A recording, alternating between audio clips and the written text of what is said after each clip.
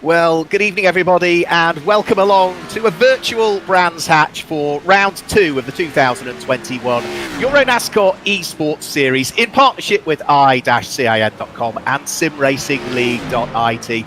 Mark Wirral that's chatting to you now. We'll also be catching up with my co-commentator for the evening, who is busy out there on circuit in the final moments of the practice session at the moment, because not only is he commentating, he's competing again this weekend. Andre Weigold will be joining us sporadically throughout the course of the evening. He won't get much rest out there because we are on the short, just 1.21 mile, that is 1.93 kilometres, Brands Hatch Indy Circuit. And this circuit has been a regular on the NASCAR Whelen Euro Series calendar since 2011. The circuit itself first opened in 1950, and in 1960 the Grand Prix loop was created, so that is a later extension to the circuit that we are racing on here this evening. It's played host to several NASCAR Whelen Euro Series over the years, and also it was on the esports calendar last year as well. It's a very short circuit, there's not much respite for the drivers.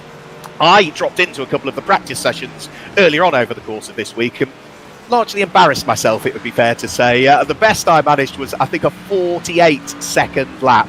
Well, at the moment, about 45.9 seconds is the quickest that we've gone. And it is the championship leader that's gone quickest. Guillaume de Flandre, after the first race that we had at Daytona on the NASCAR course there, picked up the 40 points for the win in the final. The heats carry no championship points at all, so 40-point win for him in the final. Second at Daytona was Alan Data. He picks up 35 points, and Yuli Stelso finished third on the road, so he is on 34 points. Tobias Tauenhauer went well last year, is going well in the early stages this year. He's fourth ahead of Alessandro Brigatti and Simon Palat, and you can see the rest of them there. So in reality, the championship standings are the way they finished in that final race that we had at Daytona. If you didn't join us for Daytona, or maybe you're tuning in for the first time, just to give you an idea as to how the EuroNASCAR Esports Series work, what we're going to see at the moment is qualifying taking place, and that will give us our grid positions for the heats. There'll be 2 heats. We've got 33 cars entered this evening, 2 heats of 16/17 cars, so cars that are quickest in qualifying. The quickest driver will go to pole position for heat number 1. The driver that's second quickest will go to pole position for heat number 2, and so on and so on and so on. And that gives us the grids for our heats. The finishing positions in those heats will then give us the way that the cars will line up for the final. So of the 2 heats, the drivers that win both of those heats will start on the front row of the grid. If you finish second in your heat, you will start on the second row of the grid. If you finish third in your heat, you will start on the third row of the grid for the final. And it is the final that carries the championship points. That's the way it will pan out. We have got the final few moments of practice taking place. I'm just going to see if we can catch up for the first time this evening. It certainly won't be the last, with Andre Weigold, who I know is out there on circuit at the moment, coming towards the end of a lap and an end of a busy week, Andre, because this circuit, it's a difficult one to get used to, a difficult one to try and master. Yes, hello and good evening, everybody. I'm still on my practicing laps, and to be honest, I would have needed a couple more laps, because this small track, it's good to remember, all the reference points, all the fixed points, but it's so hard to get these V8 monsters around this short track, because you have so much power. The rear is very loose and you have to be very careful. We have the same problem like 2 weeks ago when we were at the Daytona course in the infield section, when the car was struggling to find grip in the low gears. It's the same here in Brands Hatch. You have to be very careful with the acceleration. You have to be very careful with the throttle. And for me, personally, it's all about surviving mode again. You've got to be so gentle opening up the throttle, as you say, but there's also a couple of bumps that kept catching me out, and I've seen several cars get caught out. One of them is just literally as you're coming to the end of the lap. So we are looking on our screens now at the 189 car going around there, with this Alberto Panebianco making his debut in the series. It's just as you come out of the final corner, isn't it? Just to pit lane entry, there's a big bump there that you need to get right, and the other one, and it's well known for UK motorsports fans, it's the little bump just as you get to Paddock Hill Bend at pit lane exit. So 2 difficult parts of the circuit, because you're on full throttle there or you're on full brake for either of those 2, aren't you? Yes, right. The one at the end of the lap is my big enemy, to be honest, because you are in second gear, and right before you have that bump, you're going to shift up to third gear, and you have to be honest, I have to lift a little bit because I cannot control the car on full speed. But all the time I do this, of course, I lose a lot of time. So it's very difficult to find those 1.2, 1.3 seconds I'm missing right now, because this track is so tricky. It's small. It's easy to remember. You can see, you know how the corners are, but it's so hard to find the right way, the right line around them. I couldn't agree more. It's 1.2 miles. It's so short, it should be so easy, but it absolutely isn't. And it's nice to know that you're doing the same things as I was doing as you come out of Clearways Corner up towards the start-finish line. I've tried half throttle. I've tried short shifting to third or to fourth to try and stop the car spinning up as much as when it just hits that very small bump. You know, you wouldn't even notice it in many cars, but on these, at full throttle with way more power than grip, because it's the full Cup car specification we're running in this iRacing series this year. It's just so difficult.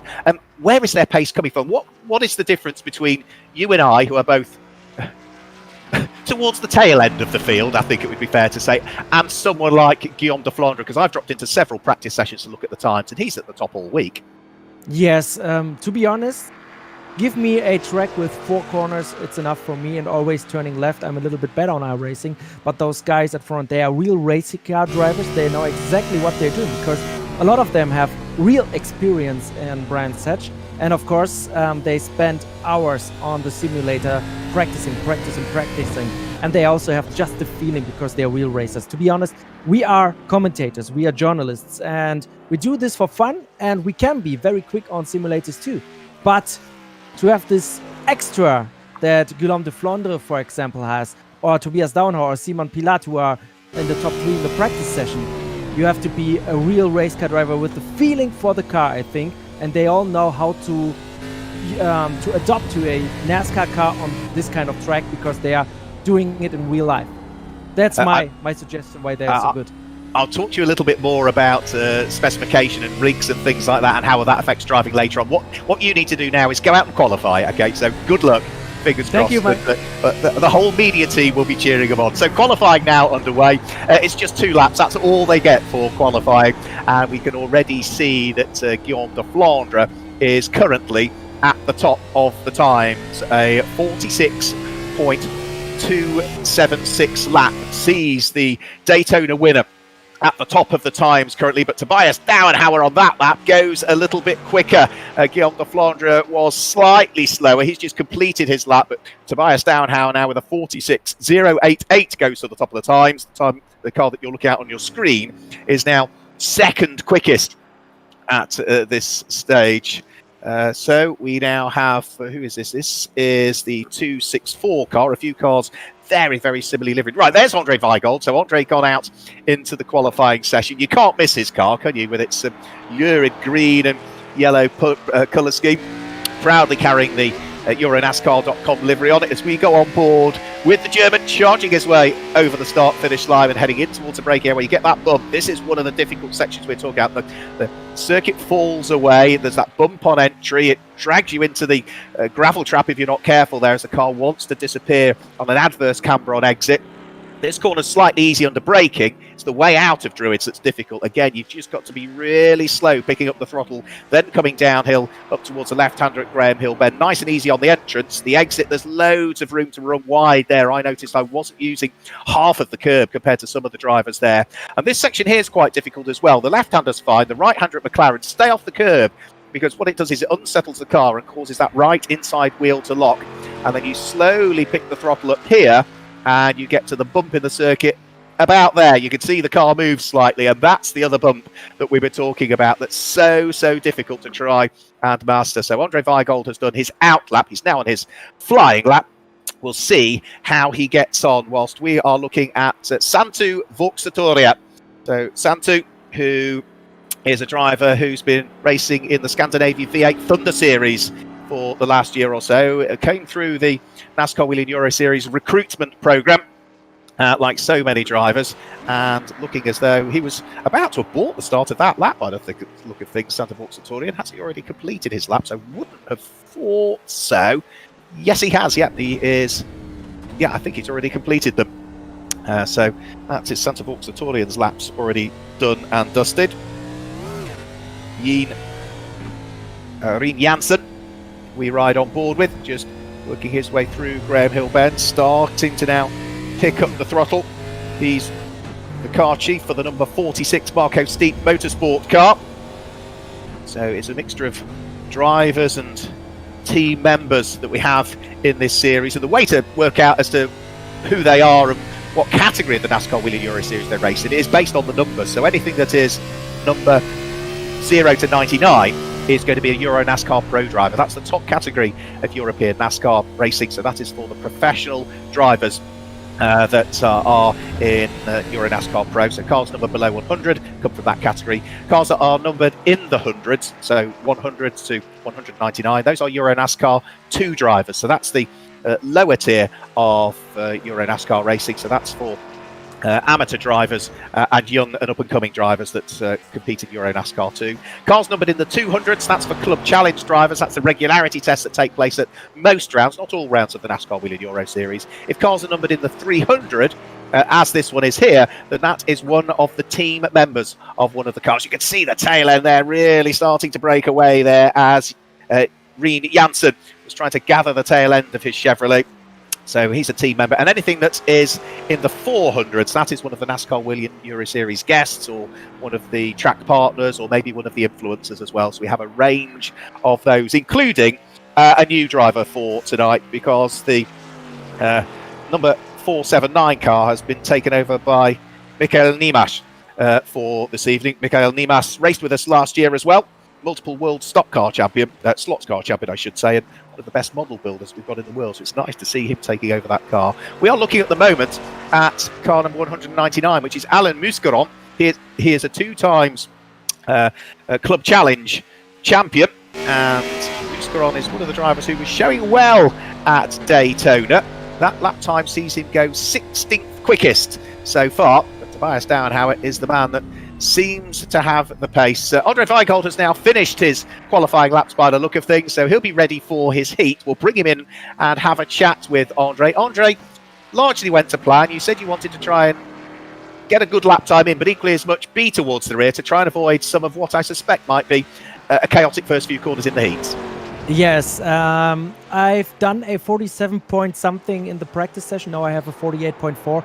I did not push too much because I wanted to have a decent 2 laps and to be at the rear of the grid, because I expect a little bit of chaos in the first few laps. So hopefully I can just pass some wreck cars. It's the easiest way to pass cars on a racetrack. And you know that you've talked about the numbers, and you know that Brands Hatch has a special meaning for me. In 2019, Absolutely. When we were there, my now wife said yes to me, and I also have the wedding date, the 48th, the 4th of August on my car. The 4 is for the guests. You already told that the different meanings. So this track has a special meaning for me in real life, and I love it to race it in the virtual world. But in the end, it's also a little bit of pain in the you know what's coming now, because it's so hard to get the car around this little thing. It's unbelievable. I think the problem with it, and I stepped out of some of the sessions, is that you know there's a better lap in there, so you chase the time even more, and the more you chase that time, the less you're going to get there. So we're having a look at, and I love the fact that he does this. Giorgio Maggi heading around the circuit backwards again. The end of every session, you see Giorgio Maggi do a full lap. Now I've done a full lap of Brands Hatch in a car on 2 wheels. When I was ushered into the passenger seat of a Mini, and we did a full lap on 2 wheels. Giorgio Maggi's doing a full lap in reverse, which I haven't done at Brands Hatch, but we see him do that at every single event, do we not? And my goodness, he's quick, isn't he, going backwards? Quicker than me going forwards, I think. Yes, definitely. I've seen some backward racing when I was younger on ovals in the Netherlands, so yes, maybe we can bring Giorgio Maggi there someday. That would be good to see, wouldn't it? So I think most of the drivers now that are wishing to qualify have popped a time in. There is one driver who has not appeared in qualifying, and that is the 369 Ford of Michael Stolman. So he is spotter for Team Bleaky Molan. We were expecting Sebastian Bleaky Molan to be in the series tonight, but he's been held up at work and can't make it. We also haven't got Alon Day with us our reigning EuroNASCAR Pro champion. He has recently moved house, and I would imagine that maybe not high on this list of priorities with him moving house, and probably setting up the sim rig again. I suspect there were other things he needed to get sorted before the sim rig. So qualifying done and dusted. Let's just have a quick look. Tobias Dauenhauer was quickest in qualifying, so he will start this first heat from pole position. Guillaume de Flandre was second quickest, Simon Palat third, Alessandro Bugatti fourth, Yuli Stelso fifth, and Justin Kuntz sixth. But remember, the odd numbers cars in terms of their positions, first, third, fifth, seventh in qualifying, will head into heat number one.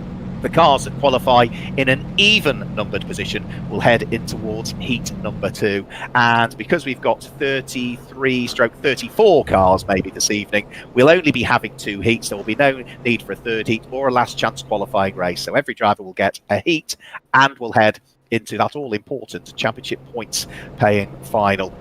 Now, this first heat will include Andre Weigold, so he will start 14th on the grid for this one. Tobias Dauenhauer on pole position, Simon Palat alongside, Yuli Stelso and Vladimir Stoitzis on row number two. It is Paul Giuffreau on the third row of the grid, or is it? Let's have a quick look. Right, we've gone. Let's have a quick, so no, it's Vladimir Stoitzis and Paul Giuffreau on the third row of the grid. We've got Leonardo Colavita in there and Gordon Barnes as well. Roy Hendricks, Giorgio Maggi, only ninth quickest for Giorgio Maggi, so maybe some time to be made up there for Giorgio Maggi. Nave Talor back out once more. Nice to see Nava back in the championship. Then we've got Alberto Panabianco making his debut in the series this year. We did see him last year, Alberto Panabianco, but it's nice to see that he has returned to join in. He missed the first round of the Esports Series. 12th quickest was Henry Tuamala. Jakub Krafek was 13th. Andre Weigold 14th, ahead of Yevgen Sokolovsky, who was next up. Then the car number 322, which is Max Heilig.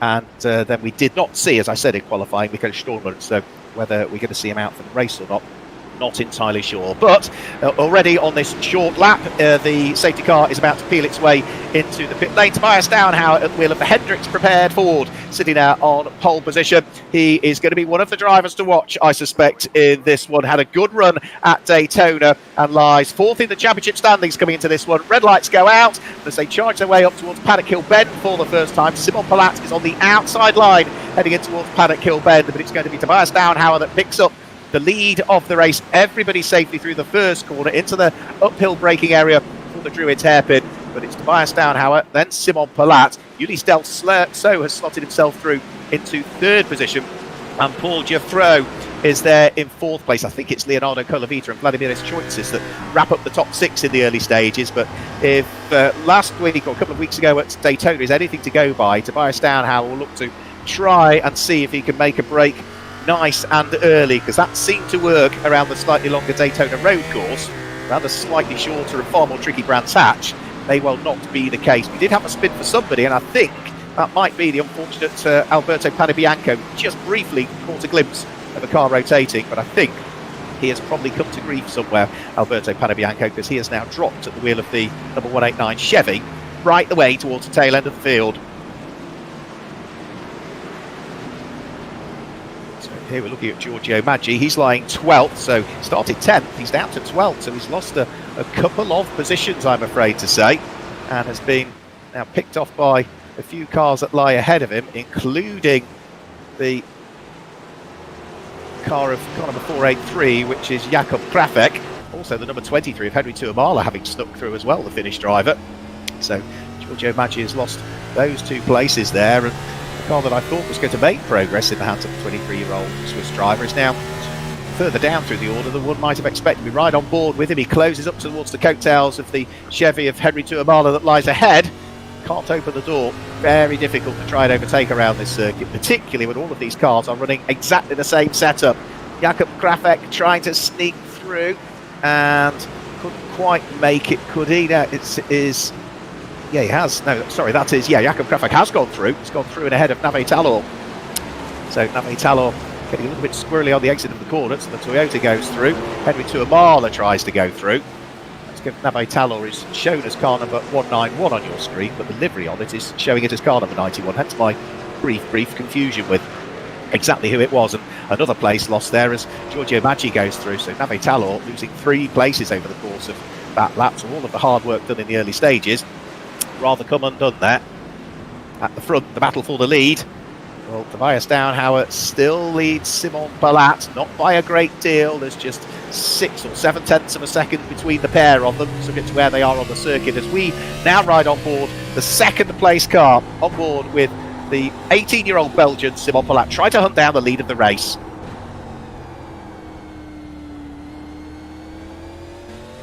Here how gingerly picks the throttle up. Here's a little bump coming up as well that unsettles the car. Just see it a little bit there. And then down the straight, leaving it in 3rd gear by the sounds of that, rather than shifting up to 4th onto the brakes. And then just try and make sure that you don't let the car run too wide, coming out of Paddock Hill Bend. And he is now, at the moment, still sitting there in 2nd, but has a reasonable gap now between himself and Ulysse Delceau, who is just a little bit further adrift, isn't he, in 3rd position. So it's a German that leads, Belgian in 2nd place. Then it's Ulysse Delceau, the Frenchman, that sits there in 3rd position. 4th place is the number 264 car. That's another Frenchman. That's the teenager, which is Paul Giffroux. He sits there in 4th position. And 5th at the moment is car number 208. That's Leonardo Colavita. So the American-based Italian, who is good to see back, 16 years of age now. Leonardo Colavita joined us in last year's Esports Series. As we look at his car, and now that he is 16 years of age, we might see him out competing in the NASCAR Whelen Euro Series. So he largely lives in America, but Italian by birth, and certainly good to see him back in the series. Raced karts in the US. Family are have a large olive oil distributors. Hopefully we might see him out the Club Challenge as a bare minimum, maybe EuroNASCAR too. We're having a look at the battle for 8th position. Quick replay. Oh dear, Andre Weigold had a half spin, so we will bring him in and have a chat with him. He said he was happy to chat whilst he's driving, so let's just wait for the replay to finish. He comes off the grass. Andre, we'll bring you in now. Sorry to say you didn't get away with that. That one was caught on camera. Yes, I was hoping that nobody would notice. I wanted to give it a very slow pace today, just cruise around the track, and then I saw Yevgen Sokolovsky right in front of me, who's a good friend of mine, and I thought, oh come on, a little bit of pushing, it's okay, maybe I can get him, and then I do the mistake. So now I'm back at the end of the field. I have nobody around me, so I can go back to the cruise mode. But the only thing I have to be very cautious of is when the lead guys are coming. I bet I will get lapped, and I don't want to interrupt any battles, so this is going to be a tough challenge to not be an obstacle on the track later on. Well, you are not last as yet, not at all. You've got Max Heilig behind you, so at least. You're still ahead of one car, don't worry, crack on. Okay, so there we go, there's Andre. We'll bring him back in again and have another chat with him, I'm sure, at some point, or he might join me in the commentary box, virtually at least, for maybe heat number 2, because he'll have a bit of spare time on his hands.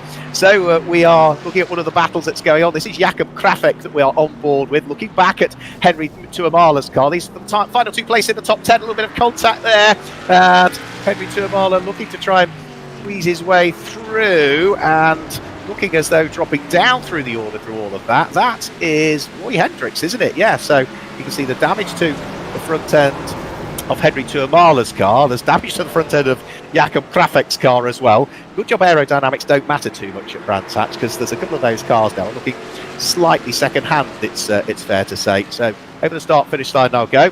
8th, 9th and 10th place. Toyota from Chevy from Ford. Great aerial view up towards Paddock Hill Bend, which is such a difficult corner. Blind entry to it as well. You can't see the apex of that right-hander until you've committed to the corner. And a former British touring car champion who was racing in a race with me there at the back end of last year was saying the best way to take that corner is turn in earlier than you expect, because it's far easier to take a bit of lock off mid-corner than it is to try and apply more lock. All you're going to do then is cause yourself big problems. We've got one car out, that is Max Heilig, who is having a half spin. This is a replay of what happened at Paddock Hill Bend. He then rejoined the circuit, went up towards Druids, and I think probably had another problem as he got down towards Graham Hill Bend. So that's the car that was already in last place, has now further drop down through the order. The progress of Giorgio Maggi is working well now, because he is now tucked up behind the 318 car, which is Roy Hendrick's car. So this is a Hendricks Motorsport customer trying to overtake the boss, and there's almost contact between the pair of them as Giorgio Maggi threw the car in sideways. The tail end just about cried enough. Giorgio Maggi goes through, and also squeezing his way through there was the Finnish driver, number 23, which was Henry Tuomala. So 2 places lost there for Roy Hendricks as the Ford, and then the Chevy both went through. And for Roy Hendricks, he now looks in his mirrors, and there's another car queuing up there as well. That's the Israeli driver, car number 191, Navi Talor. So 8 minutes of this first 10-minute heat now completed. Tobias Downhauer still safely leading the way. Simon Palat still in second place. Ulysse Delso still in third. The lead advantage is almost 1 3/4 seconds between the race leader and this car here, Simon Palat. So nice to see Simon competing in esports. There is former EuroNASCAR 2 champion Ulysse Delso. 23 years of age now is Ulysse. Always is quick. He won that EuroNASCAR 2 championship back in 2018 and then stepped up to EuroNASCAR Pro the following year. And that's Giorgio Maggi. So Maggi's off the circuit. Just as he'd made progress, all of a sudden he finds himself dumped back down into 12th once more. So difficult race really for the Swiss driver. That means at the moment, yeah, that's the problem. Ran wide coming in towards Surtees, which pushed him off at McLaren. And then by the time he got to Clearways, he still hadn't got the moment gathered up. So through goes Henry Tuomala, through goes Roy Hendricks, and through also goes Navi Talor. So Giorgio Maggi now is at back end of that little quartet of cars once more as Tobias Downhauer heads over the start-finish line and should be going on to his final lap of the race this time through. So 9.5 minutes gone as he comes over the start-finish line. And are we now? That 9.5 minutes, did that clock start to tick when they started the formation lap? Not sure at this stage, but Tobias Downhauer, we do know, leading by the best part of 2 seconds now, so he can afford to just control the pace at the front. Simon Palat is there in second place, and Andre Weigold will be watching his mirrors now because the race leaders are coming up. A nod of the head from Andre, because we can see on the cameras that I have available to me, not only is he concentrating, but yeah, he's doing the right thing. He'll blend out at the throttle when the time is right and just make sure that he stays out of harm's way, because as a media team member, he's in it for fun. He wants to do well, but there we go. Yeah, Andre pulls out of the way. Over the start-finish line comes Tobias Downhauer. He was lapped, but only just. Tobias Downhauer takes the win from Simon Palat, who finishes in second place, and that car there, Ulysse Delso in third place. It's been a busy old race for the number 18 Ford, the Hendricks Ford of Giorgio Maggi, but I don't quite think he's going to pick off Navi Talor's Chevy on the run to the line, so it does look as though Navi Talor is going to come through and finish in what will be 11th place in the end. So in reality, where you finish in your heat gives you the row of the grid that you will be on for your final. So Tobias Downhauer wins, row number 1 for the final. Simon Palat second, row number 2 for the final. Ulysse Delso third, row number 3 for the final. That's the way that it will work in reality. So it's a nice, easy one to try and work your way through. We will be getting some of the drivers coming to join us in our virtual commentary box, and we will grab a word with them as and when they appear with us. So we should be able to just confirm the results in the meantime as to what happened in that one. Tobias Downhauer claims the Heat 1 win from Simon Palat in second place and Ulysse Delso in third. It was Paul Giuffru who was there in fourth place out of Leonardo Colavita and Vladimiris Joitsis, who were fifth and sixth. Gordon Barnes, Jakob Krafik, Henry Tuomala and Roy Hendricks complete the top 10, with Navi Talor in 11th. A busy race for Giorgio Maggi, bit of a yo-yo race for him as he went up through the order and then back down. Alberto Panabianco, Yevgeny Sokolovsky and Andre Weigold complete the top 15, with Max Heilig and Michael Stolman the last of the finishers. So that gives you the finishing order for it. I can already see that Tobias Downhauer, our Heat 1 winner, joins us in the commentary box. Tobias, congratulations, your first Heat win in this esports series. Well done. Many thanks. Thank you. It all largely went to plan, didn't it? You seemed to sort of just get the break early on and then control the gap between yourself and Simon Palat as the race wore on. Yeah, exactly. I had a small gap of the second, and I tried to manage it till the end, and I tried to manage my tires, and it went well. So I'm happy about it. Puts you on the front row for the final, that all-important front row here at Brands Hatch. Short circuit, technical, not easy to overtake. Yeah, exactly. Hopefully it won't be a mess at the start, so I have a clean first lap, and then I try to manage the race, try to manage my tires, and for sure Simon and Guillaume have a good race pace. So yeah, it will be a nice race, I think.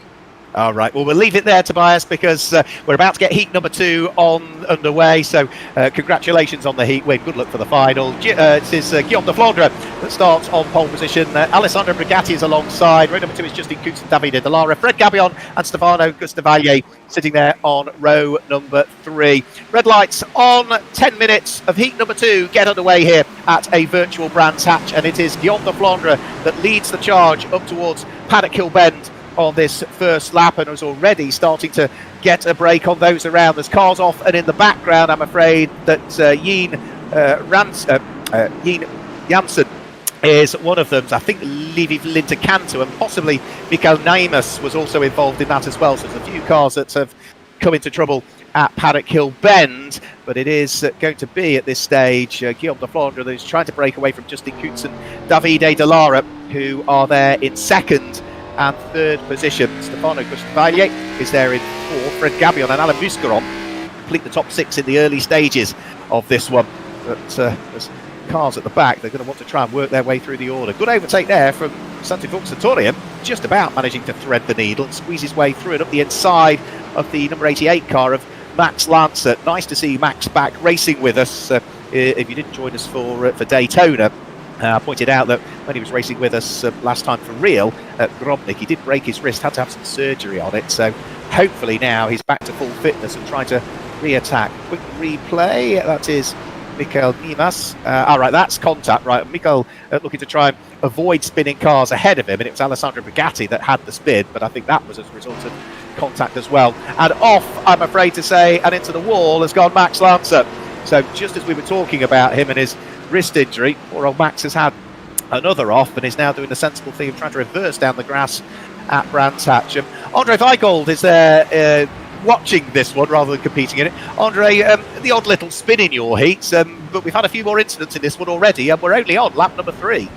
Yes, in my heat it was nothing going on. The people were very focused and concentrated while driving, and I'm a little bit surprised that we don't have any mess in the first corner. So everybody's really trying to give the room to the other guys, respect the other guys. I think some spinning here and there is totally normal because the track is so difficult to drive. But in the end, I think all the guys doing a great job, and we see Guillaume de Flandre at the front of the field pulling away again. This guy is so incredibly fast in the virtual world and also in the real world. We have seen him racing in the NASCAR Whelen Euro Series, and he's a fast guy in both disciplines. So yeah, I think he's going to be the one to beat. But there are some guys we saw Tobias in the first heat who are also capable of winning, and you have seen it. I was lapped on the very last meters of the track, but I really got on the brakes, so I didn't want to interrupt the battle for the lead. You're talking about Guillaume de Flandre. This is a circuit he absolutely loves. Not only did he win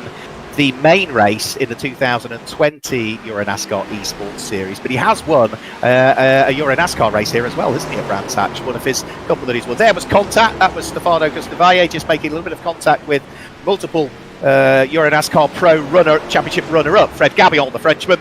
We also saw an off for Davide Dallara. We saw, I think it was Francesco Garisto having issues. Igor Romanov's just got off the circuit as well, the 44-year-old Ukrainian. So a few more incidents in this one.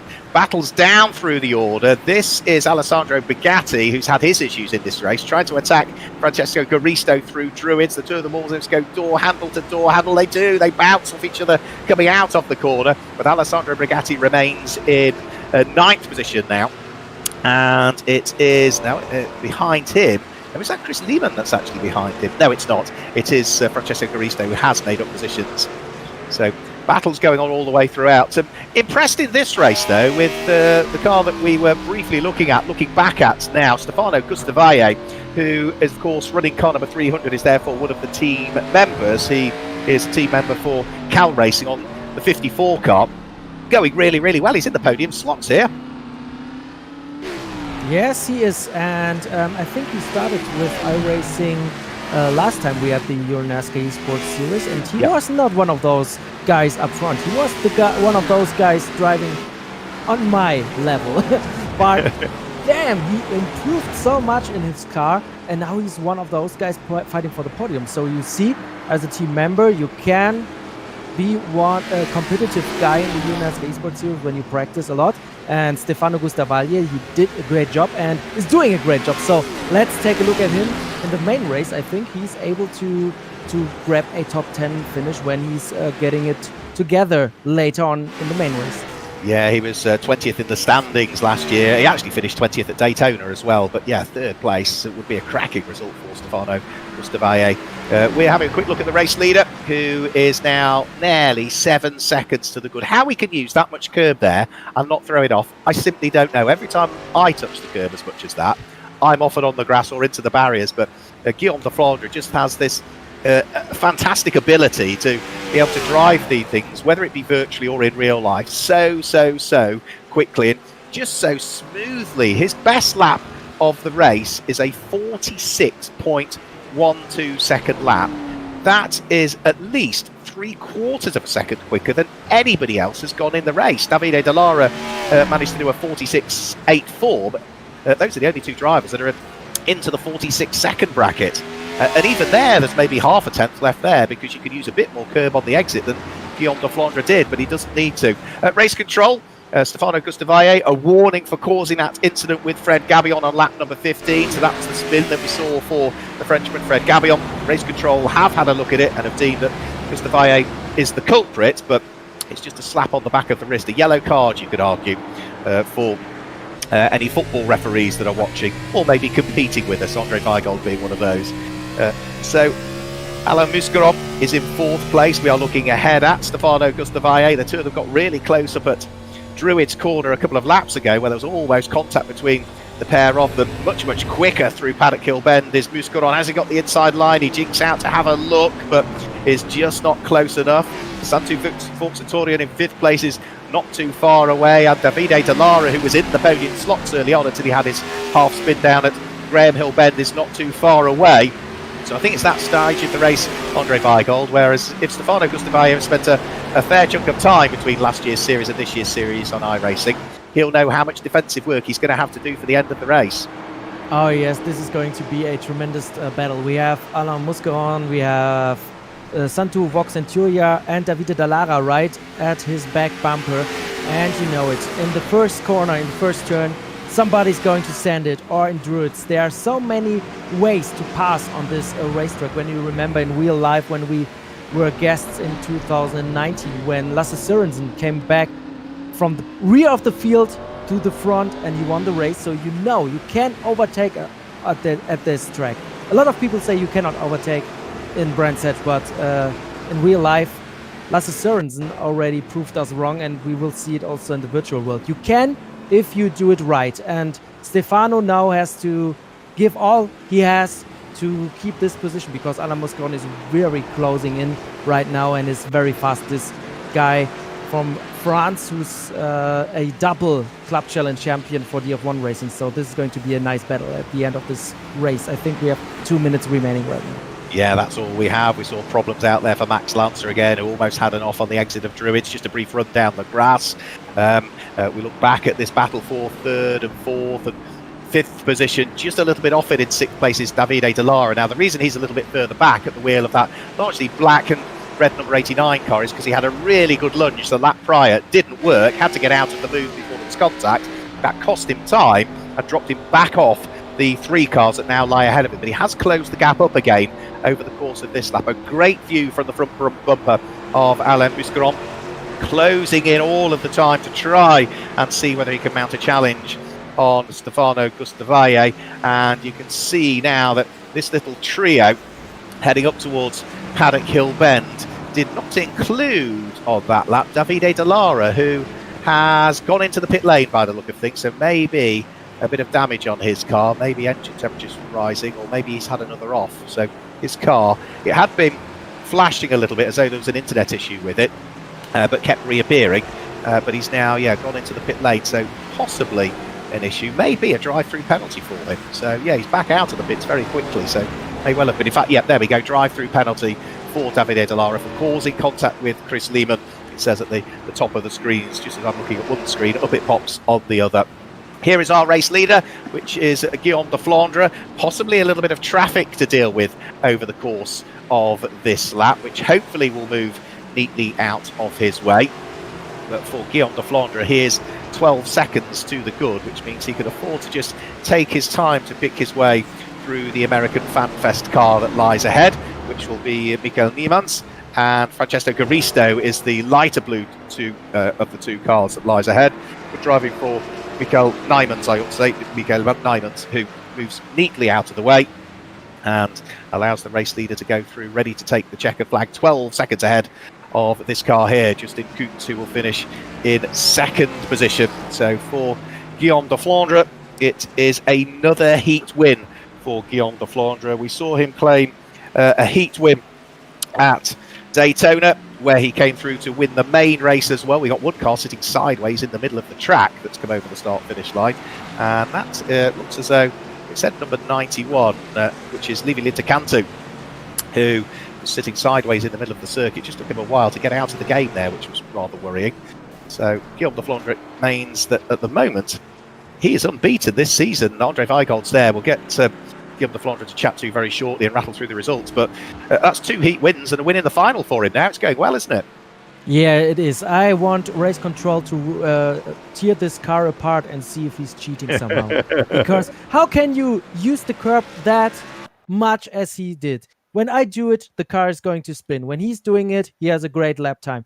This guy's incredibly. He's sending it all the time, and I don't know how. So I pretend to be a race car driver right now, so I guess he's cheating.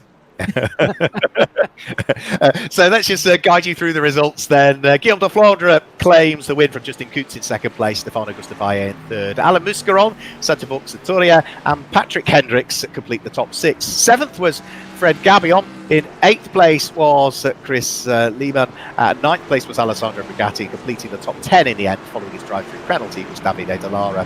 11th was Max Lancer. Francesco Garisto was 12th, ahead of Michael Niemans, who was there in 13th. Livi Lintecantu was 14th. Igor Romanov and Rien Janssen complete the last of the finishers. So Guillaume de Flandre joins me in the commentary box. Guillaume, many congratulations on your heat win. We saw you do really well here in the Esports Series at Brands Hatch in 2020. You've also claimed a EuroNASCAR 2 win here in real life. It's a circuit you really enjoy, isn't it?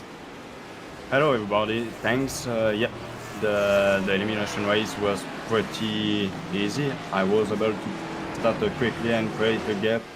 I think the final is going to be harder than the pre-final. We will see what Tobias and the other concurrent in store for me. But yeah, I love it, Brands Hatch, in the real or the virtual. It's really fun, I love it. But you must have thought that you would do well here this week because you like the circuit, as you say, but all of the practice sessions that we've had on the build-up to this event, you've been at the top of the times every evening, have you not? Yeah, I tried to build my strategy for the race, the best lap and the manager of the tire. During the week, I tried something different, the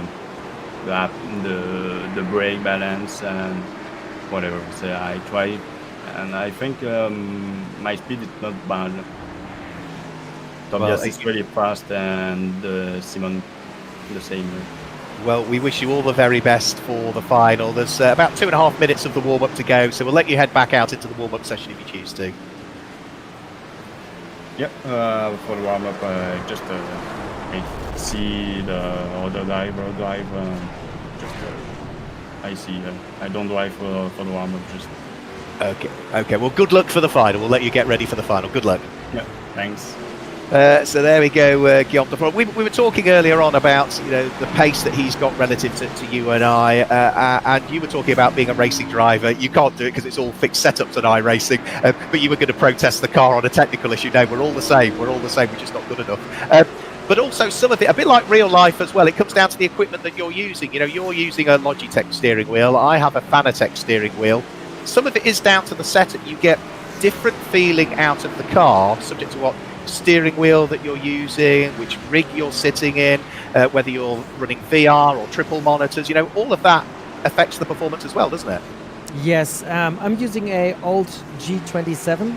It's a nice one. It's completely fine, but I think it's a little bit too small. When you have a bigger one, like in the real EuroNASCAR or NASCAR cars, you have way more play with the wheel, so you can adjust a little bit better when it's quite bigger. So I think I need a bigger wheel.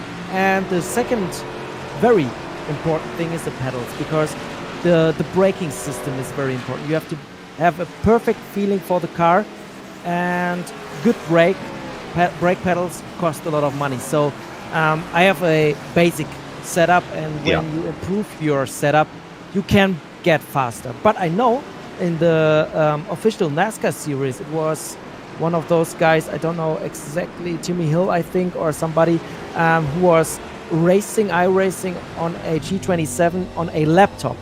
Small screen, old steering wheel, old pedals, and he was one of the fastest guys. So I cannot blame only my equipment, I have to blame my skills. But in the end, I think it's easier when you have good equipment, but in the end, you have to learn the track and the car. You have to learn the track of the car and learn the equipment as well. My pedals have load cells on them, and I could change the almost the rate of pushback by changing the load cell on them in the pedal itself, and that's without, as we heard from Guillaume de Flandre, changing things like brake bias in the game as well. I played around with the brake bias here at Brands Hatch. And it made a massive difference again. You can change the steering ratio. There's not much you can change on these fixed setups, but you can change things. I'm going to let you get ready for the race, Andre, because you'll be gridding up very shortly on the build-up to this final race. This is the one that includes the championship points in reality. So drivers lining up on the grid, Tobias Downhauer and Guillaume de Flandre on the front row of the grid, Simon Pilat and Justin Curcuit on row number 2, Ulysse Delceau and Stefano Gustavaglia on row number 3. Row number 4 is Paul Jethro and Alain Muscaron. Row number 5 will be Leonardo Colavita and Santa Vauxatorian. Row 6 of the grid, Vladimiris Choitsis and Patrick Hendricks, with row 7 being Gordon Barnes and Fred Gabion. Row 8, Jakob Krafik and Chris Lehman. Row 9 will be Henry Tuamala and Alessandro Brigatti. On the 10th row of the grid, it will be Roy Hendricks and Davide Dallara. Row 11 will be Nave Talor and Max Lancer, Giorgio Maggi and Francesco Garisto, Alberto Panabianco and Michael Nimas on row number 13. Row 14, Yevgen Sokolovsky and Livy Lintercanto. Row 14, Andre Weigold and Igor Romanov. Row 16 will be Max Heilig and Yin Janssen. And the final row of the grid on his own on row number 17 should be Michael Sturman. So that should give you the order in which they line up for this longer race. Tobias Downhauer alluded to tyres and potential drop-off on tyres earlier on. Well, it doesn't matter in the heats. The heats are only 10 laps, that's all.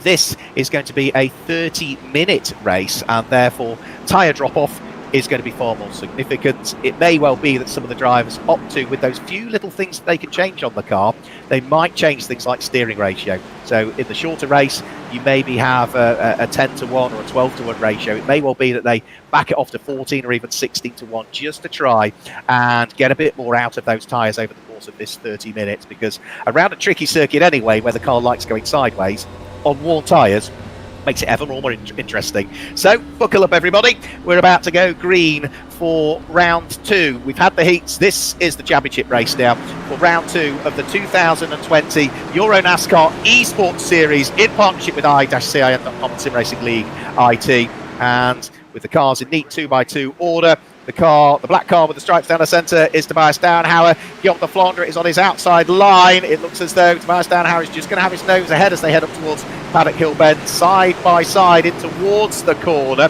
Simon Pilat trying to sneak through into second place here up the inside of de Flandre if he can. as they head in towards the break. There's contact further back, oh dear, and I think that was going to be Ulysse Delceau that was tagged into a spin, and I think it might have been maybe possibly Chris Lehman that was involved as well. There's a few cars dropping down through the orders. Certainly Yevgen Sokolovsky got involved, Francesco Garisto got involved with that as well, but Andre Weigel, I think, was able to pick his way past it all as the chaos unfolded in front of him. Tobias Downhauer leads from Guillaume Flandre. Vladimir Joitsis, I think it through all of that chaos, has gained 8 places now. Yeah, he's up into 3rd position now, so 8 places gained. Let's just have a quick look at the replay. Yeah, lots of cars trying to recover. A half spin for Garisto. That was after Druid, so that was after the main incident, and then rejoined in a, I would say, a reasonably unsafe fashion. Then there was more contact along the Cooper Straight with Santi Vauxatorian getting tangled up with several other cars, including Henry Tuamala, who got tagged. There was, I think, Justin Coots and Alan Muscaron almost having to take to the grass as well, so there weren't many that escaped the first lap. More replay. So here's Garisto. Yeah, then what he does is he pops it into reverse rather than drive forwards, which was perhaps slightly short-sighted of him. So Santi Vauxatorian bearing the scars of a rather robust first lap, shall we say. And driving for the pit lane with too much damage is Alessandro Brigatti, so he's heading towards the pit lane. You get time to repair the car, but in a 30-minute race you don't want to be spending too much time in the pit lane, or you'll really drop off through the order, because there are no full course cautions in the EuroNASCAR Esports Series. Battle for 6th position, which is the car of Roy Hendricks, under attack from Leonardo Colavita, who showed the nose up the inside of the Ford, but Roy Hendricks was wise to that, wasn't going to let Colavita get through. Queuing up behind him is Giorgio Maggi. So at the moment, Colavita is the meat in the Hendricks Ford sandwich at this stage. Team manager Roy Hendricks ahead. Competitor Giorgio Maggi behind as we ride on board with Colavita. The teenage Italian looking back at the Swiss driver Giorgio Maggi. So 6th, 7th and 8th places all together. Colavita in that 7th position. Giorgio Maggi has made great progress, I've got to say, up 15 places from his starting position after all of the chaos. Alberto Panebianco is up 16 places. He lies just 1 spot behind Giorgio Maggi in the race as well. So Panebianco, at the wheel of that number 88 car, looking as though he is flying well in this one in the early stages.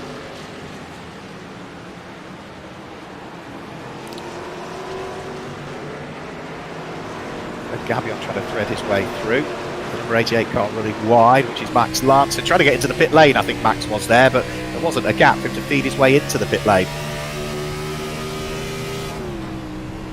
He's on board with Simon Palat, 11th position. Then runs that little bit wide. The number 166, Simon Palat, all through the gravel trap. Will rejoin, but has lost another few places there, I'm afraid to say. He is 13 places down from his starting position now, Simon Palat. The car that's gained the most places is the number 189 car of Alberto Bianco. I think I referred to him as the 88 a moment ago, but no, he's the 189 car, Alberto Bianco. The car that's lost the most places is Santi Vauxatorian, both of them on 17 at the moment. 17 positions lost for the Finnish driver, Vauxatorian, 17 gained for the Italian. So over the start-finish line comes Roy Hendricks, Leonardo Colavita and Giorgio Maggi, still squabbling away for 5th place. Still just about Roy Hendricks ahead. So team manager for Hendricks Motorsport, and is going to lose out here as diving through goes Leonardo Colavita, and also one of his drivers, Giorgio Maggi, takes the opportunity to go through. Roy Hendricks now down into 7th position. Giorgio Maggi now having gained a further place, so he is also on 17 places gained. Drive-through penalty, I'm afraid to say. That is going the way of car number 264, which is the Mitsubishi Motors Speedhouse car of Paul Geoffroy, for causing an incident with Ulysse Delceau. That was on lap number 1, so that's the initial contact that put number 10 car of Ulysse Delceau into the gravel trap. Didn't do Paul Geoffroy a lot of good either, because he is now 17 places lower than where he started. And the car that he clobbered, I'm afraid to say, which was Ulysse Delso's car, deemed to be the innocent party, is 12 places down from where he qualified. A big spin for Davide Dallara. That's going to be offered into the barriers at the bottom of Paddock Hill Bend. That is for sure. There's no way that he was going to gather that one up. And that is going to drop him way down through the order. Quick replay of that. Let's have a look. Yeah, Davide Dallara just on the power a bit too early, I would say there. The car looked settled mid-corner, but just lost the tail end of it coming out of the right-hander, turn number 1. So Davide Dallara drops all the way down to something like 25th position as a result of that spin. Look at Gordon Barnes. Gordon, who's been competing in the Club Challenge over the course of the 2020 season. Had a really good run actually in the Club Challenge. Ahead of them, we've got another good battle that's going on as well. Right, car sideways in the middle of the circuit. That was Igor Romanov, I think, we briefly saw there. And we've also had a spin there for the number 46, which is Santa Vorsatoria. So that's a car that was already struggling in this race and lost 17 places. Here's Igor Romanov's spin. Let's just have a quick look. Already a car in the gravel track. Right, Igor Romanov, right, trying to avoid cars, I think, that were trying to rejoin, that have also had their own offs around the circuit. Romanov, I think, was probably a bit of an innocent party there in reality. Right, for the lead of the race. Right, okay, so Tobias Downhauer's got lots of damage now, hasn't he? Vladimir Choiksis is in the lead of the race. So I think we get a replay of exactly what happened to the 150 car there of Tobias Downhauer, because Vladimir Choiksis is leading the race now. Tobias Downhauer in second. Stefano Gustavaglia is sitting there in third position, but you can see the amount of damage that Tobias Downhauer is carrying, and what happened to Guillaume de Flandre as well, because he is now down into fourth position. So something happened. Yeah, de Flandre's got lots of damage as well. That must have been as those cars were rejoining at Paddock Hill Bend and got tangled up as the race leaders were coming through.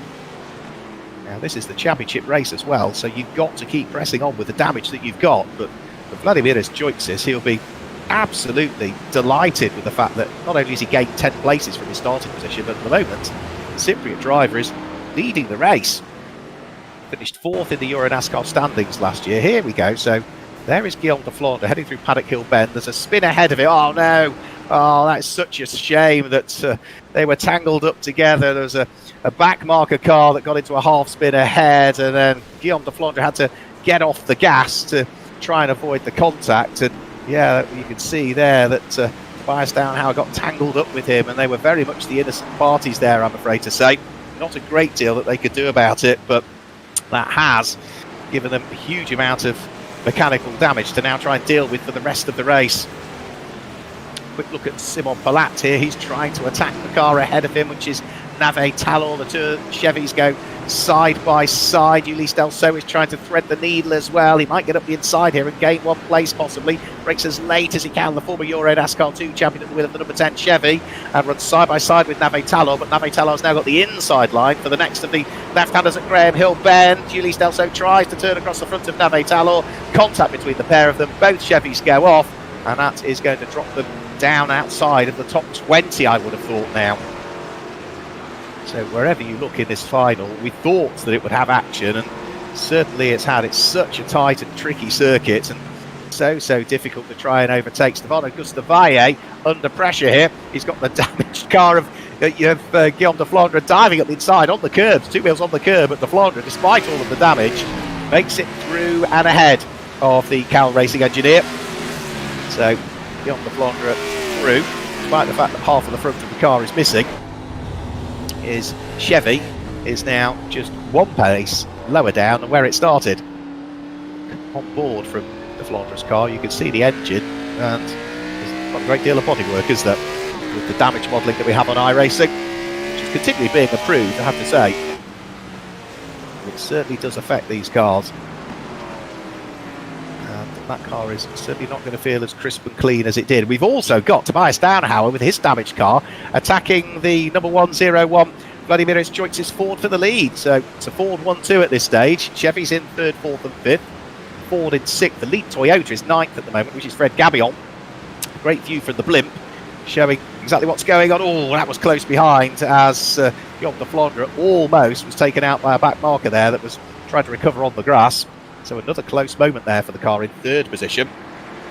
Wasn't quite as close for the leading pair.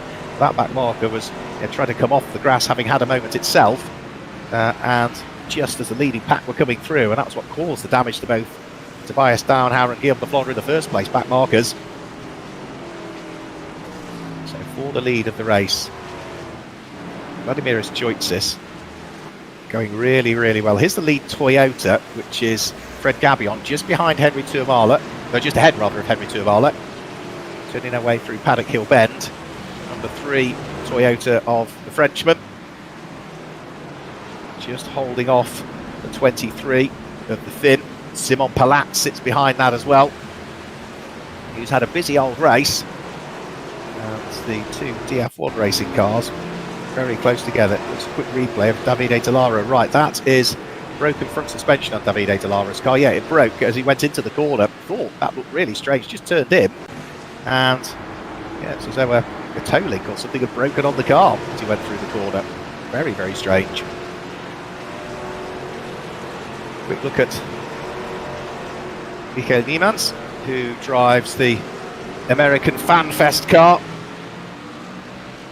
He is, as we say, a world slot car champion. He is one of the best model builders in the world. Done a bit of racing in the past, though. Things like Formula BMW did Michael Niemans, and did some ADAT racing, including some racing. I think he did Nürburgring 24 Hour as well in the past. We saw him out last year in the series. Off in the background has gone Jakob Krafek, I'm afraid to say. That is in one of the partner cars. We have a quick look at Simon Palat trying to get through at the inside of Roy Hendricks. Oh dear, too late on the brakes for Simon Palat. The DF1 Racing Chevy sort of barges the Ford out of the way. And for Simon Palat, he is going to lose another few places there, as the likes of Alan Muscaron and I think Patrick Hendricks all managed to squeeze through as well. So Simon Palat will rejoin outside of the top 10 again now. That is something like 12th position. So there is Simon Palat working his way through and past Nave Talor, who tries to stay out of harm's way. Patrick Hendricks is in there as well at the wheel of the 307. And he will be sitting in the final place inside the top 12 currently. Now, it's 40 points for a race win, it's 35 for second. We're not even halfway through this race yet, so there's plenty of action still to come. After the 35 points for second, it's 34 for third, and so on and so on and so on. But there is an extra point for the driver that gains the most places relative to their starting position. And at the moment, having gained 18 places from starting position to where he is, Alberto Panebianco is getting the extra championship point. Davide Delara, drive-through penalty for causing an incident with Chris Lehman. That was on lap number 3. I suspect it might be not the last of the penalties that gets dished out as well. And let's catch up with, I don't want to catch up with him too much, but he's running 24th in the race at the moment and largely staying out of trouble. Andre Weigold. Andre, are you there? It's been a somewhat robust race from what I've seen. How's it been for you? Yes, you're totally right. And the first lap I was tangled in something. There were a lot of guys spinning, and yeah, I wasn't able to avoid all those guys. Then I think it was Nintu Kantu who was rejoining the track from the Grand Prix circuit. It was it was crazy. He was there and punched me. So just one question: when you see my car, you are my spotter right now. Do I have a lot of damage? Nope. Right. We haven't seen much of it, but Stefano, our producer, I'm sure can quickly put the camera on your car. So please be my spotter. Tell me on the left side if there's 58. Okay, commentary and live spotting. We'll wait till we get a view of it. We haven't seen Stefano show much of your car as yet, but yeah, if we can see 458, we might be able to. Here we go. Oh, thank you, Stefano. Fantastic stuff. There is a little bit of damage at the front, particularly front left corner and left rear corner. Yep. Yes. Okay. That's a Nintu Kantu thing. There we right go. Now I'm just getting out of the way because the front runners are coming, so I was on the grass for a second just to make some space because I don't want to interrupt there. And I'm just going to go my rhythm. I'm just staying on track. That's all I do. Okay, well, we'll leave you back into your rhythm for a while. We'll leave you alone and let you concentrate. We'll come back and grab a word with a few laps to go. So Thank you. At least at least Andre's now aware of the damage. The damage modelling in iRacing is so fantastic, and as soon as you get a little ding, you feel it. You can tell that the car is then reacting differently. We've had a change of lead in the meantime because Guillaume de Flandre and Tobias Dauenhauer somehow, despite all of that damage that they are carrying, are now back at the sharp end of the race. And Vladimiris Choitsis, who was leading the race and had a largely undamaged Ford, has now dropped down into third position.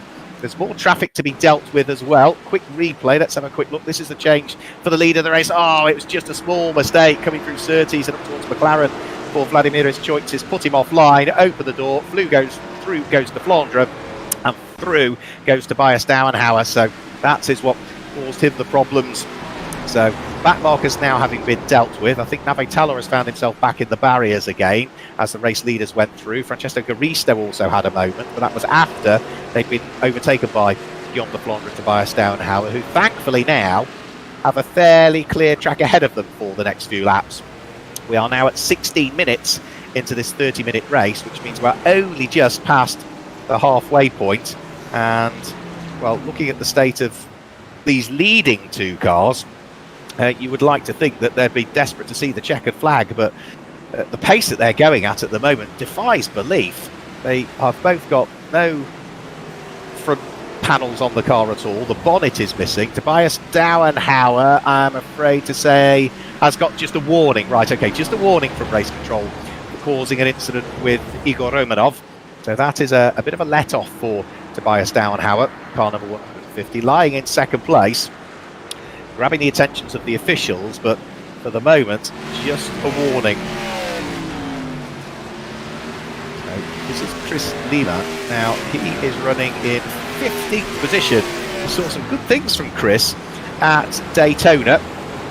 He is running very well at the wheel of the 148 car. Now, he is a driver that we know well as well, Chris Lehman, who has been working as one of the media representatives for Marco Steve Motorsport over the course of the last few years, but has been very quick, I've got to say, in this year's Esports Series so far. I've been impressed with the pace that Chris has had.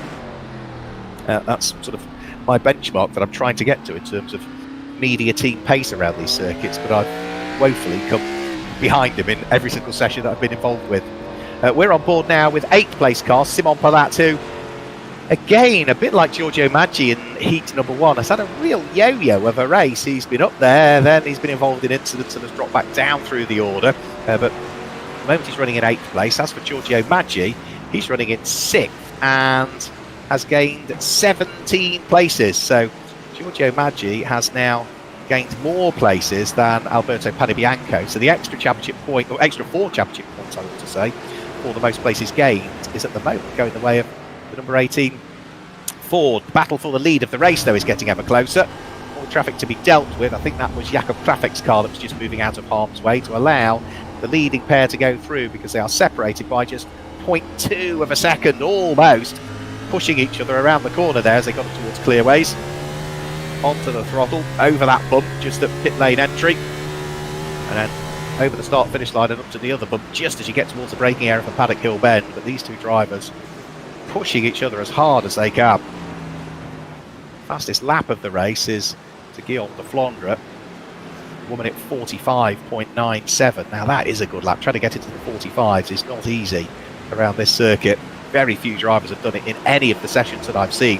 And to do it in race conditions, yes, it would have been early on before the damage, but to do it in race conditions is a very good lap time indeed. There you can see on the left of your screens, 45.97. The gap first to second, still hovering around a second at this stage. The two battered cars, the Chevy leading, the Ford second. The leading Toyota, if you're interested, is running in 7th place at the moment. Still Fred Gabion. One of just 2 Toyotas we've got in the race. The other Toyota is in 18th position, Jakob Krafek.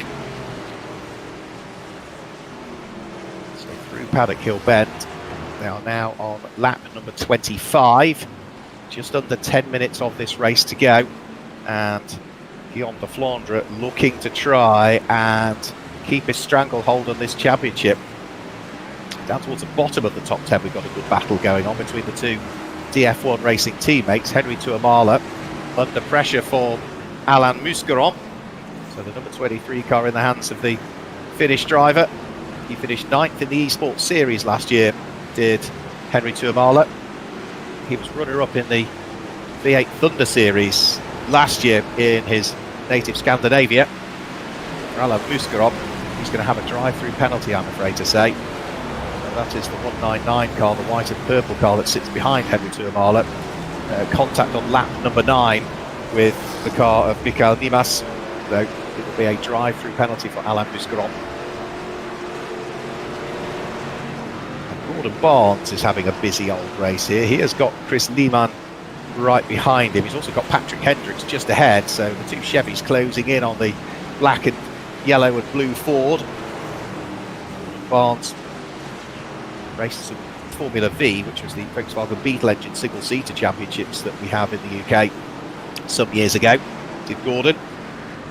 And he's also raced some late models as well, I think, in the past. At the moment he's running just inside the top 15, 14th position, but hot on the heels of Patrick Hendricks, brother of Roy Hendricks.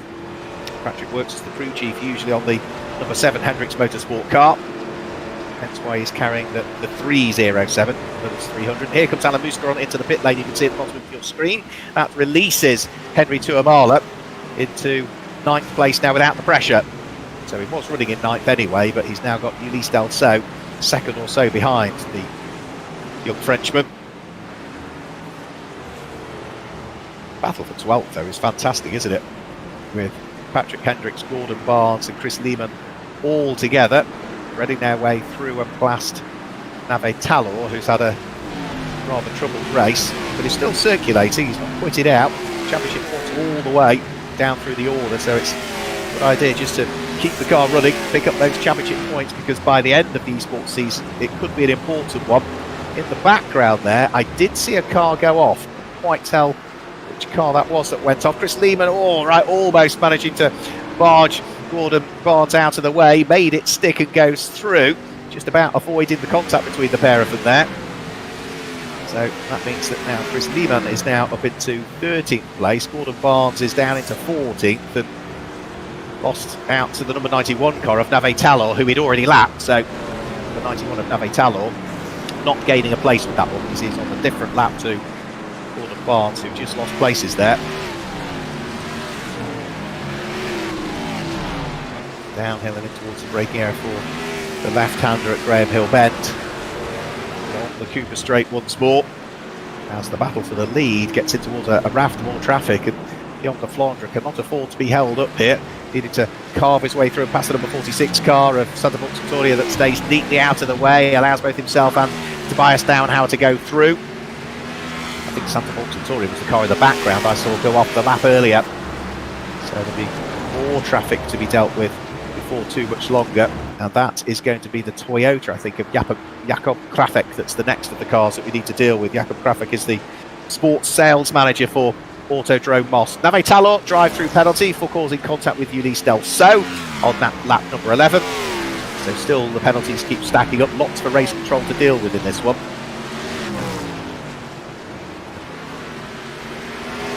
The battle for 14th position. This is Paul Geoffroy fighting away with Patrick Hendricks now. So the two Fords together. Again, both of them showing some of the scars from the hard battling that's gone on. Patrick Hendricks looking for the overlap on Paul Geoffroy, but just couldn't quite manage to go through. 6 minutes to go, and still the battles continue out on circuit. Still, we've got this great battle for the lead as well, which is still less than 0.4 of a second off and through the gravel. Just managing to rejoin there is Gordon Barnes, and then there's a bit of a scuffle there between Paul Geoffroy and the car that he had been doing battle with, which was Chris Lehmann. So Paul Geoffroy, I think, coming out on top there, and is that Chris Lehmann that's dropped down through the order. Alain Muscarov has now completed his drive-through penalty. He's looking to thread his way back through the order. Race leaders are, in the meantime, threading their way through the traffic, which is Jakob Krafek staying neatly out of the way. Off in the background again, I'm afraid to say, has gone Santa Victoria. He really has, at the wheel of the 46, had a troubled race. Lost 15 positions from where he started. He started 10th, was running 25th, and has just gone off the road again. So here we go, here's the contact, and it's Francesco Garisto. So apologies to Chris Lehmann, the car looks identical. from that angle we could see the number. The angle that we saw it at to start with, no, couldn't quite tell. So it's the 148, not the 348, but they are both identically liveried. At least that's cleared that one up. But the lead of the race, Guillaume de Flandre has really had to soak up the pressure here from Tobias Dauenhauer. There's still more pressure to soak up. There's also more cars to deal with as well, because they're going to have to start to get involved with some further back marker lapper again for too much longer. Now the last couple of laps, you can see at the bottom of your screen there that whilst on lap 29, de Flandre was able to open up the advantage between himself and Tobias Dauenhauer. The last couple of laps, Tobias Dauenhauer has brought that gap back down again by a couple of tenths a second over the course of the last couple of laps. So it's now hovering around just 0.2 of a second. I'm going to bring Andre Weigold back in again because he's still out there and circulating in what is 24th position.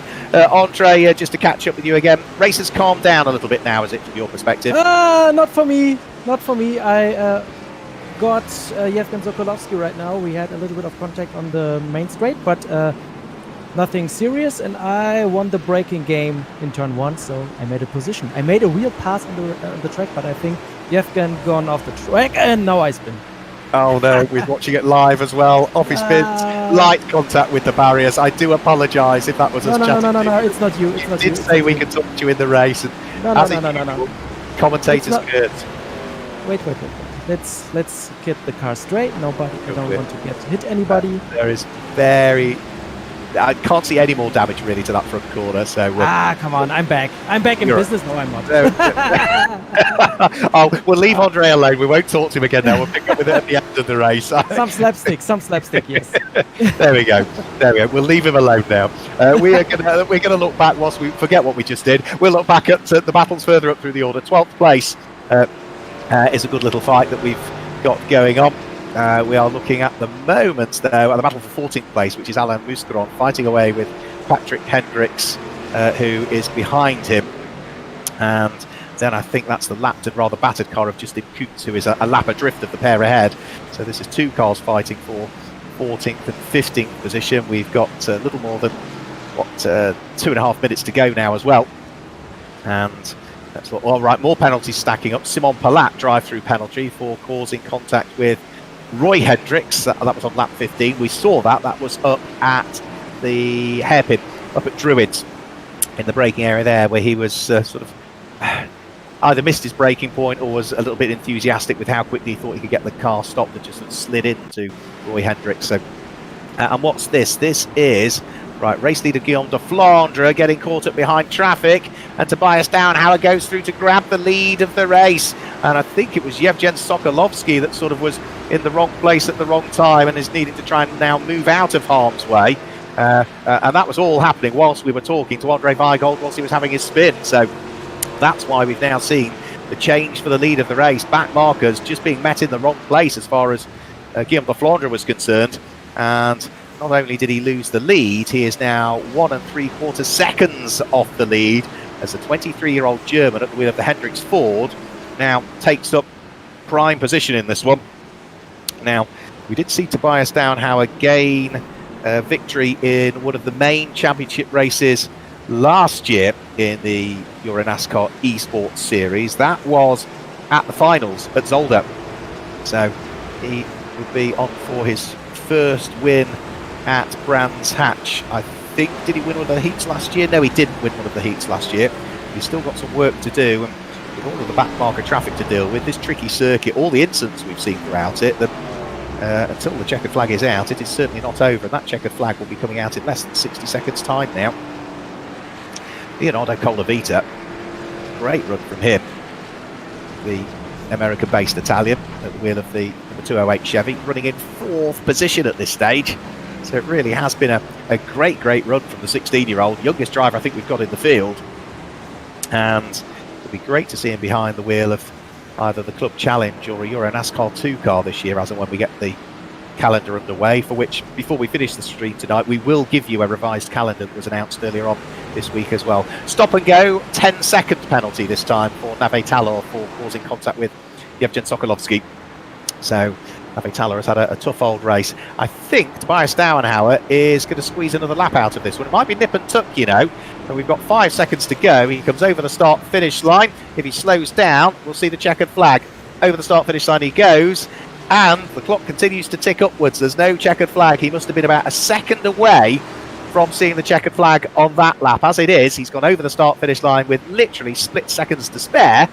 So Tobias Downhauer has now got himself another lap to do. He leads by 2 3/4 seconds from Guillaume de Flandre in second position. And they are, the best part of 5 seconds up the road from Stefano Gustavaglia, who is on for third place here. That'll be a cracking result for Stefano. Further down through the order, Fred Gabillon fighting away with Ulysse Delso. They know each other very well indeed, both having been team members of RDV competition for the last few years. But towards the checkered flag, here comes Tobias Downhauer, and our winner of the main race at Zolder in 2020 becomes the winner of the main race at Brands Hatch in the 2021 EuroNASCAR Esports Series in partnership with i-cin.com and SimRacingLeague.it. Guillaume de Flandre comes through to finish in second place, and that car there, well done, I've got to say, to Stefano Gustavaglia. He finishes in third position. Fantastic stuff for a man who is one of the team members for the 54 car for Cal Racing. Leonardo Colavita finishes in fourth place, Giorgio Maggi fifth, Vladimir Choice is sixth in the end.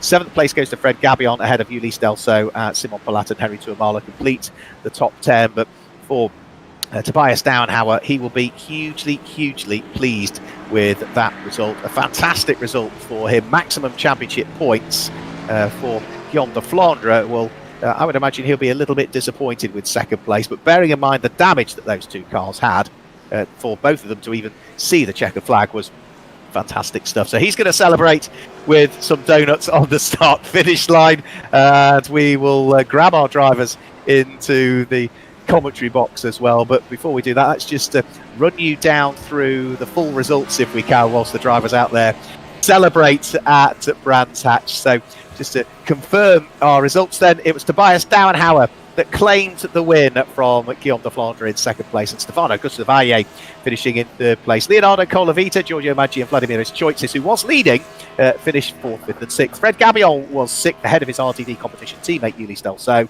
who was there in eighth place, with Simon Palat and Henry Tuamala 9th and 10th. Then it was Alberto Panebianco ahead of Paul Giuffru, Alan Muscaron, Chris Lehman, Patrick Hendricks, Jakob Krafik, Roy Hendricks was there in 17th, Gordon Barnes 18th, Mikael Niemans 19th and Alessandro Bugatti in 20th. Justin Kuntz had a really tough race, finishing in 21st place, as did Francesco Caristo and Santa Vauxatorian, who were 22nd and 23rd respectively. Yevgen Sokolovsky was 24th, Livy Lanticanto was 25th, Andre Weigold, Navotello, Max Heilig, Davide Delara and Max Lancer complete the top 30, with Yin Janssen in 31st, Igor Romanov in 32nd, and Mikkel Stolman, the last of the finishers, in 33rd place. And that gives you the full results for what we have just seen out there on circuits. We've now started to get our drivers coming to join us in the commentary box, and we've got our race winner. Tobias Downhauer is with us. Tobias,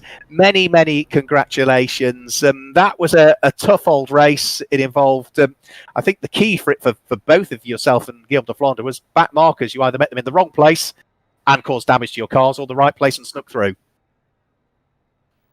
Yeah, it was a crazy race for sure.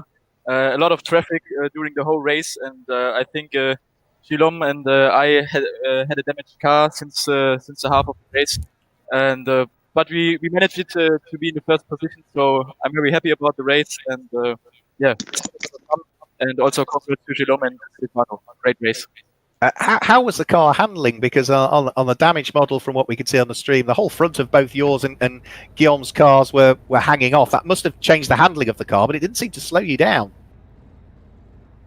Yeah, for example, when I drive straight, my steering was to the left side, so like I wasn't fine, but fast enough to be first. So yeah, totally happy. But you managed to take the checkered flag, you managed to take the win, and that's good championship points, isn't it? Yeah, for sure. I think it will be a great fight with Guillaume during the whole season. So I'm looking forward to the next race, and hopefully more of these nice races. The next race, you mentioned it. Well, we head to, was it Watkins Glen, isn't it, for the next round?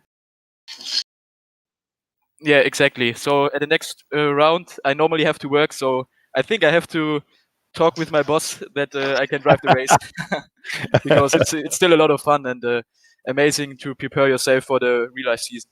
Well, tell your boss that you won this evening, and hopefully he'll let you back out to join us on the 9th of May at Watkins Glen. Congratulations, well done. Thank you.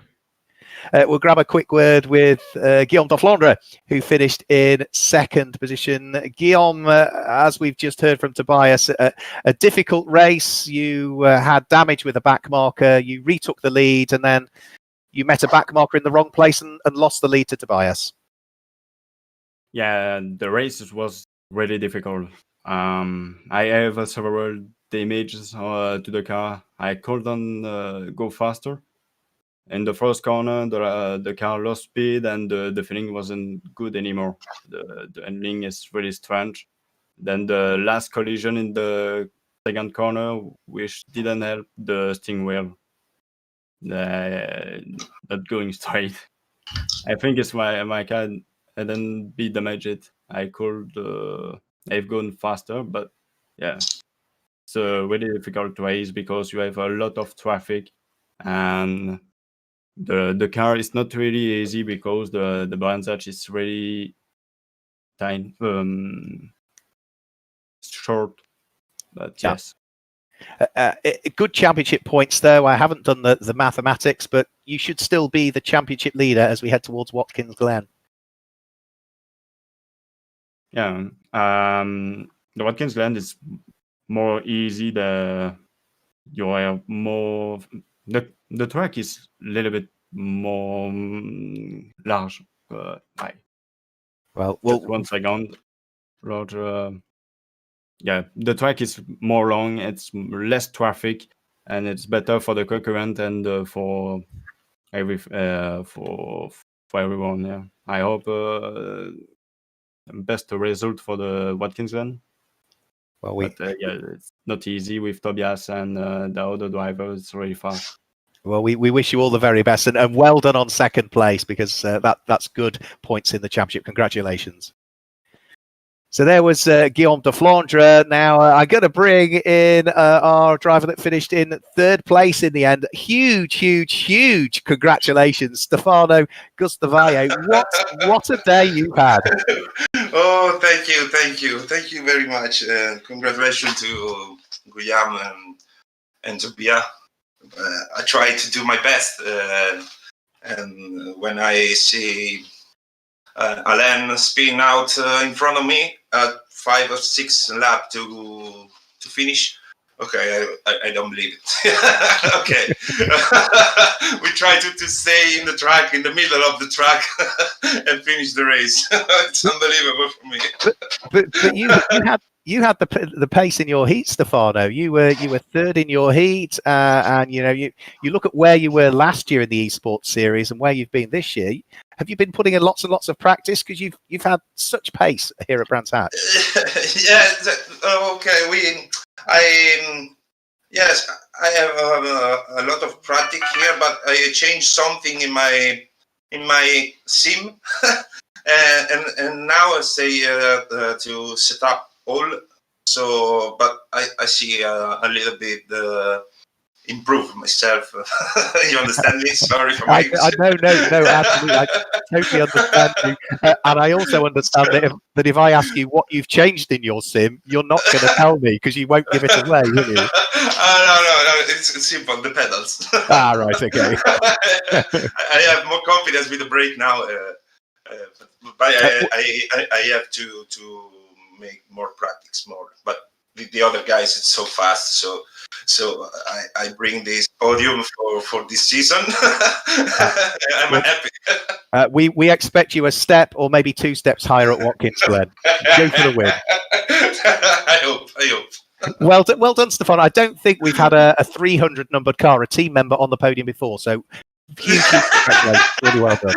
Yeah, sometimes it's incredible for me. Make sure, as he's not racing this evening, make sure you tell Luca Cagnare tomorrow. I call now. I have to go now. Yeah. You call the team boss and let him know. Yes, Well done, yeah. Stefano. Well done. Well done. Thank you very much. And as he's hanging around, we're going to also have a quick word with Leonardo Colavita, who rejoins us here at Brands Hatch. We saw a bit of him in the 2020 season, youngest driver we had in the field, and had a great run to 4th place, Leo. Yeah, I mean, it was honestly a surprise. At the start, it was a bit of a mess. I saw that Simon and someone else had spun coming out of 3, and I tried to avoid it. I went a little bit in the grass, but luckily I didn't lose too much time compared to everyone else. Yeah, I mean, after that, it was just managing a gap. So. And it's sort of a gap that you sort of just had to keep an eye in your mirrors as to what was going on, just checking that Giorgio Maggi and the cars behind weren't closing too much. But you also had work to do because you got past a car that had been leading, Vladimiris Choitis, and picked him off as well.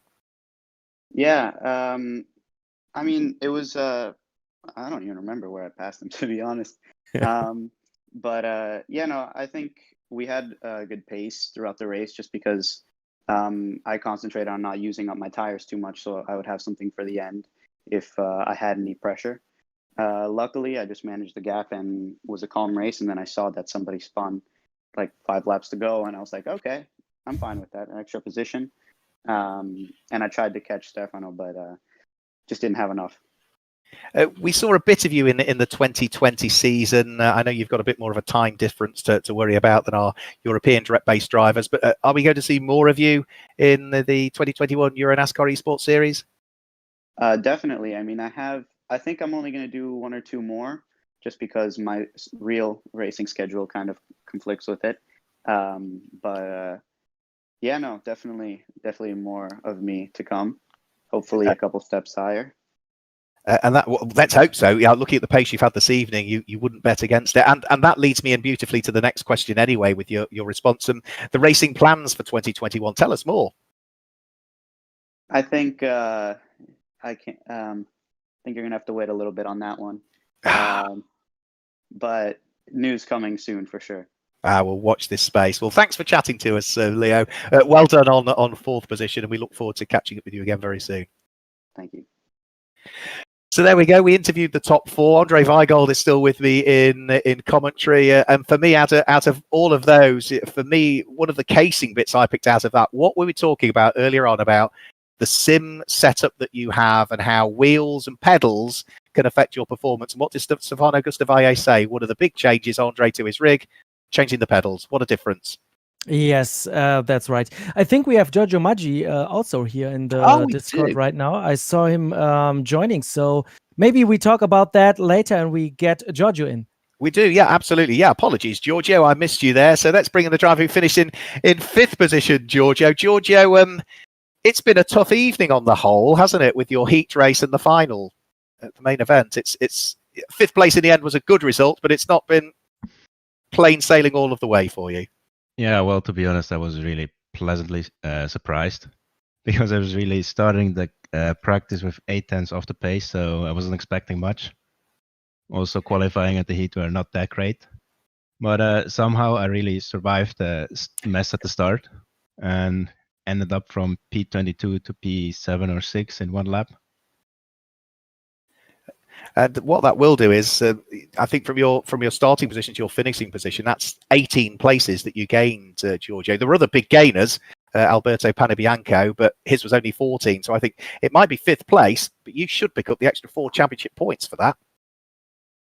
Yeah, definitely happy with that because it was the whole season. Also, the race at Daytona was quite rough. Haven't quite figured out yet how to drive these. But yeah.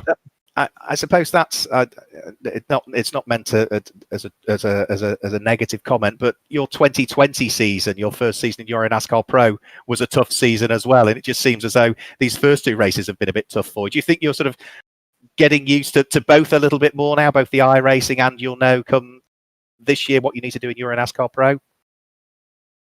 Well, yeah, I mean, now the Esports Series is mainly practicing more. Yeah. Because I haven't done much because it's quite stressful lately. But yeah, we know what went wrong in the 2020 season, and definitely we will improve it in 2021 this year. And it should be great this year. Yeah. Well, we wish you all the very best with that. Yeah, we'll talk about revised calendars, Andre and I, before we close the stream off. And one final question: how do you manage to drive backwards so quickly? Well, that's a secret. At the end of every race we see, not real race, at the end of every esports race we see you do it. It's a fantastic skill. Yeah, well, I didn't know it was a thing because it was really last year I just spun and went on backward and just figured out it was that's kind of funny. You're quicker than me going forwards, that's for sure. Well done. Congratulations on 5th place, and let's hope that Watkins Glen is a kind circuit to you. Thank you. There we go. Nice to chat to George Emoji. Apologies, I hadn't spotted that he dropped into our virtual commentary box. If it's a real commentary box, you see the face and you see the door open. When it's a virtual one, yeah, you have to look at several screens to spot it. So thank you, Andre, for that. Yeah, we were talking about equipment, weren't we? And Stefano Gustavalle, it does make a big difference, doesn't it? A bit like in real racing, if you have maybe a car that's 5 or 6 years old, it probably won't be as competitive as a brand new chassis. And it's the same, isn't it? You know, technology moves on in terms of esports and the equipment available to you, and now that the DDR2 wheels are coming out, drivers will be moving from a DDR1 to a DDR2 because again it improves the quality of the fieldback. Yes, totally right. I have to try it out, so I need to call my sponsors right now that I don't have, so maybe I get a better equipment for the next race. No, yeah, it's definitely improving. The feeling gets more realistic with the new technology.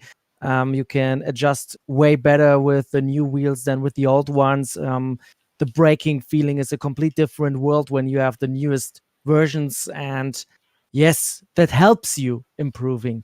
But it's not a guarantee for success. You have to be, you need to have the skill set to be fast on these virtual tracks. You've seen it today. I made a pass. I was very proud of myself with Yevgen Sokolovsky, and 5 seconds later I was spinning, not because of commentators' curse, because I've ran out of skills and talent.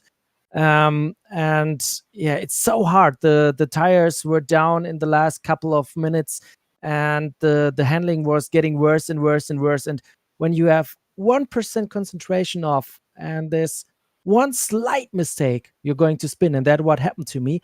And afterwards, I was just trying to not hit anybody. Rejoining the track is also one difficult part because you cannot move your head. You cannot take a look around you. You just have the timings on your screen, and then you rejoin when there's a gap. And the worst thing you can do is run into another car just while rejoining the track after an accident. So that was why I was very concentrated on this point and cautious, because I don't want to ruin anybody's race. And that's what I achieved today. I think I was involved in incidents, but it was never my fault. So I'm proud of that. Every racing driver always says it's never their fault. No, you did. You kept your nose clean. You kept your nose clean. Ask the race control. I did not get any penalties. So from my point of view, I did not make anything wrong. You did a fantastic job, a much better job than I would have done out there. So I can't criticize. Just one thing, because we have the brain off the screen. Gianluca Guiglia, the PR manager of EuroNASCAR, he's always sending me some messages when we have something not stuck in our minds, because he's the brain of EuroNASCAR, on the media side. And he said there was once a drive on the podium and also winning with a 3. Jeffrey Rufen, the Dutch guy, team member of Hendricks last year, very, very quick. Yes. Yeah. Thank you, John, for the message. He's the brain behind us. So when we don't have him, we miss a lot of information. His encyclopedic knowledge is fantastic. That was the Zandvoort round last year. He won the main race at Zandvoort. Yeah, that was his fifth win of the season, but his first in a main race. Yeah, so there we go. So thanks, John, for that one.